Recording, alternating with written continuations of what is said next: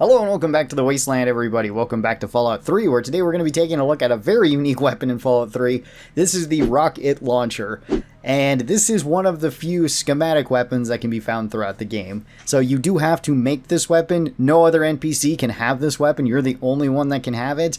And it's strange because it's the same as the junk jet from Fallout 4. So this takes scrap in order to shoot, meaning that you have to collect various junk in order to use it as ammo. And that provides some interesting gameplay with this one, because you can actually get this weapon fairly early on. It might actually be one of the very earliest big guns that you can get. You can potentially get it right away if you're willing to rush for quite a lot of caps. And it does make it so no matter what point you are in the game, you do essentially have infinite ammo, so long as you can find enough junk to be using in this. So let's go over the stats of the rocket launcher. We'll go over the pros and cons, how to build this, and kind of rank this one, because this one's definitely different. So the rocket launcher does 50 damage per shot, which is pretty high. That's actually really nice for a big gun, especially a weapon that you can get this early on.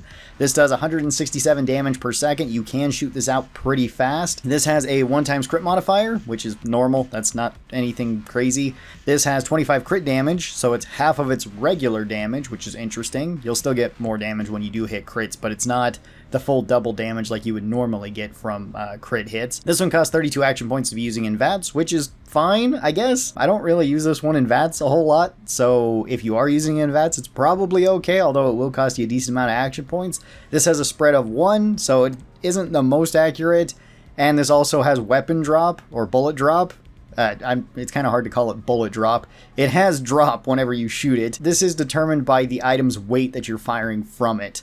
The item's weight actually doesn't increase or decrease damage at all. I always thought it did. I figured the heavier the item you shot out of this, the more damage it would do, but that's not true. No matter what object you're firing out of this, whether it's something like a teddy bear or whether it's a fission battery, if you hit something with it, it's going to do the same amount of damage. But the drop is determined by the item's weight. So a teddy bear will fly straighter further than something like a fission battery since it's much heavier. It will drop off significantly faster. So you may need to arc this into enemies at a further distance. This one, for a magazine, technically doesn't have one, or it has infinite, depending on how you want to look at it, because by itself, the rocket launcher doesn't hold any ammo, but you can load as much junk into it as you would like, and this does have to be junk items. However, this can be any junk item, at least so long as it has weight. If it doesn't have weight, like pencils that don't technically have enough weight to count, you can't load them in, but so long as you do have something that has weight, you can load it into this, meaning that the weight can also vary pretty heavily for this. The rocket launcher does weigh 8, which is actually less than the sum of its parts, but the weight of the gun can actually be significantly more depending on what junk you're putting into this, because something like fission batteries that weigh 10 or conductors that weigh 5, if you just load 10 of those into this, you can see how that can add up really fast, as opposed to loading in teddy bears or cups or coffee mugs or anything like that that weigh significantly less. And this one, according to the wiki, has 100 item health. I don't think that's accurate though. I think it has closer to 300 item health, because it said you can shoot this about 100 times before it'll break. By the time I was going through about 100 items when I was recording footage for this, I still had about 2/3 of my health left over for the rocket launcher, so I don't think that's accurate. I think you actually have more health than this. Let's talk about the pros and the cons of this weapon now. For the general pros, this does have functionally unlimited ammo, which is really good, especially for the start of the game where you might be struggling for ammo. So just picking up random junk, you have a lot of bullets. This is really good in any of the dense city areas or really any storage area. You're going to have plenty of ammo there. It's not as good if you're just out in the open, because there's likely less junk laying around, so you may not be able to refill your rocket launcher as easily. The other pro to this one is that it does actually have pretty good damage and pretty good damage per second, especially for being how early you can get one of these. So that actually can be pretty nice, and if you're going with a big guns build, this might be one of your first weapons that you actually get, since big guns are fairly rare, at least into the early game, and since you can make this, that makes it a whole lot less rare. The major cons to this one is that it can be heavy. The rocket launcher itself isn't really that heavy. For a big gun only weighing 8, that's really good. That's not that much at all. That's a bit more than quite a few of the small guns, so that's not the issue. It's mostly just you also have to carry around the bullets, and this is the only weapon in Fallout 3 that actually has bullet weight to it, and that can vary heavily depending on what ammo you're putting in. If you're, again, putting in conductors or fission batteries that weigh 5 or 10, you can't really carry very much around. Even once you're maxed out on carry weight, it's still not going to be a whole lot.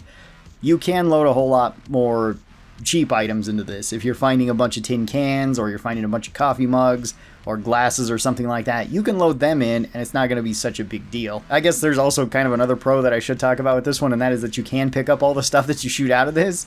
So if you manage to kill something and you find your stuff laying on the ground, you could of course just pick that back up and then load it right back into your rocket launcher, which is pretty cool.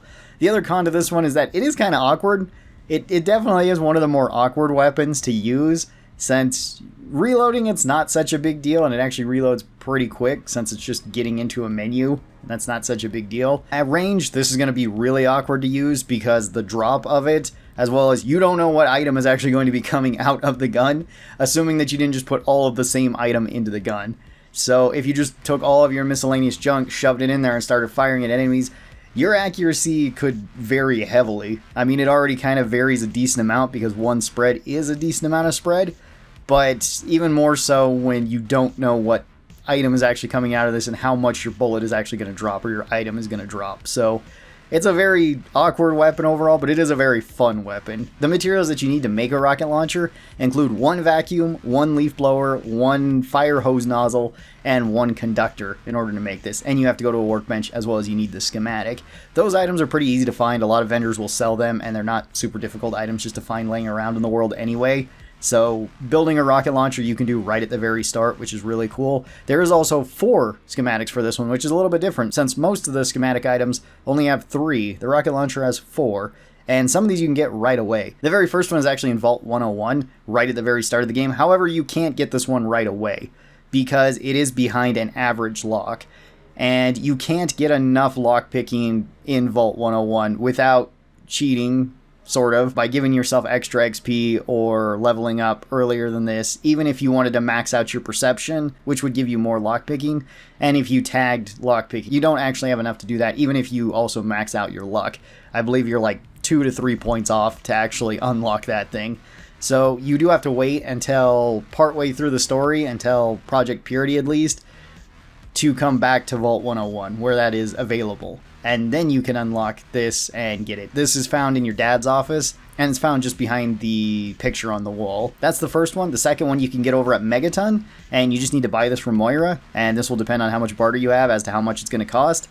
So if you do that, then you can get the rocket launcher, and that's pretty awesome since Moira's probably one of the first people you're going to talk to in Fallout 3. So assuming you can get a decent amount of caps, this is usually like 900 to 1200 caps, which there are some jobs you can do around Megaton and get some money from there. And if you talk to Moira and do some of her quest, you're going to get more money, so you should be able to buy this one without too much trouble. There's another one found in the Rivet City Armory. This is behind a very hard lock, so you either need the key or you need 100 lock picking in order to get in there, and then you can just take it off of the wall. This one I do think counts as stealing. I think everything in that armory counts as stealing, but it is worth a whole lot of money if you can get it early on. And then the fourth one that you can get is from the Traveling Merchant, Crazy Wolfgang. You do have to buy this from him too. This will also vary depending on your barter. It's probably going to be as much as it is from Moira, maybe a little bit less, depending on what points you interact with him in the game, and of course depending on your barter skill. So once you get one of these, then you can just take it to a workbench with those items, make yourself a rocket launcher, and then you have a junk cannon that can shoot everything, I guess. For an overall rating for the rocket launcher, I think I'd put this one into B tier. I don't really know where to put this one, because in terms of damage and damage per second, it's actually pretty good. And if you get this early on, it's pretty strong, especially for a big guns build, where you don't really have a whole lot of ammo or good weapons early on for those builds, so this might be your default one. But at the same time, you do need to still carry around a lot of junk on you, which is going to take up extra weight that you're just going to be loading into this to fire it. So it's a fun backup weapon, and it's a pretty strong early game weapon, but it does kind of fall off later in terms of practicality because you will likely just get more ammo for all of your other weapons and can use them a lot more efficiently. So that's why I think I'm going to put it into B tier. It's still pretty solid. What do you guys think of the rocket launcher? This one has been requested a lot, which is understandable. This is one of the most iconic weapons from Fallout, and it's really cool. Thank you guys so very much for watching this. I hope that you guys enjoyed it, and I'll talk to you next time. Bye-bye, everybody.